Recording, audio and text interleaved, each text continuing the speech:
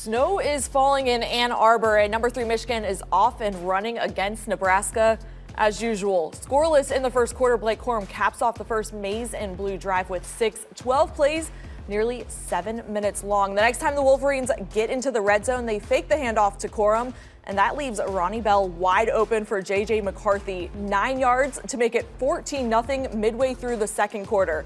The game was mostly what you'd expect, with flashes of weirdness. On the next Nebraska drive, Brown tries to hurdle an upright Mike Sanderstil, and it doesn't exactly go according to plan. Huskers get a field goal and go into the half down 17-3. From there, it's all Michigan. Looking to put it away in the fourth, J.J. McCarthy rolls out on play action and hits Ronnie Bell again. Bell stays in bounds, breaks tackles, and loses the ball just before breaking the plane. Andrew Anthony, he's there to save it. Both played basketball and joked it's an alley-oop. The Wolverines win 34-3, and as BCSN's Joel Sebastianelli tells us, it's another slam dunk with only 2 regular season games and one big question mark looming. With all due respect to the next opponent at the Big House, Illinois, who lost today to Purdue, it is hard not to look ahead to the next game. The game. The Buckeyes are the only team that wins the way the Wolverines do. Another victory by more than 30 points. Ohio State is the only team in the country who averages wins like that. Top 10 in scoring offense and defense. The only other team who can say that, you guessed it. And as you probably could guess, they aren't tired yet, even their most bruising back. I could play a whole nother season, but I'm good. I'm feeling great. I always go into each game, wanting the ball. I want it as many times as they're going to give it to me. So, I expected a good amount. I don't know how much I actually expected. But ended up, I got the ball a good amount of times, so I'm happy. Corum rushed 28 times for 162 yards. His 7th straight game in triple digits. The defense held Nebraska to just 146 total yards. Attacking. That's kind of like our mindset. It doesn't matter who's out there. And, I think it was one of our guys' goal, get the backup in. The backup in there.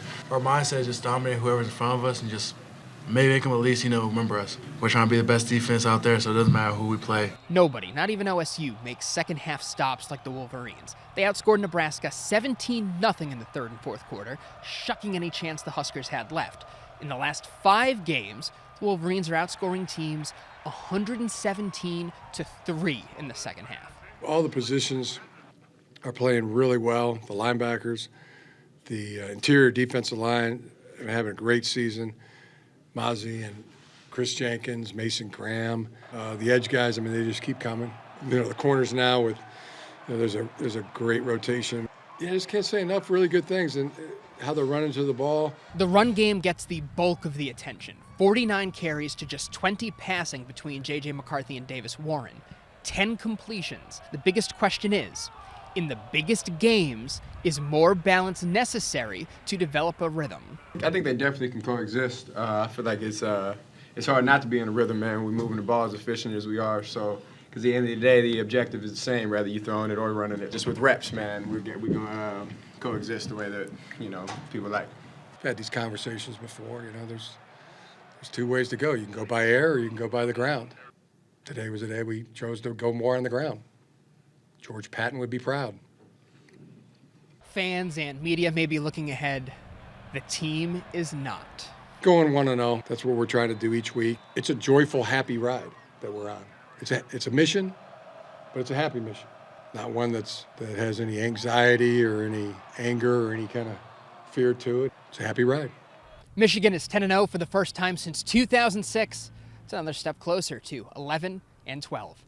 At the Big House, Joel Sebastianelli, BCSN.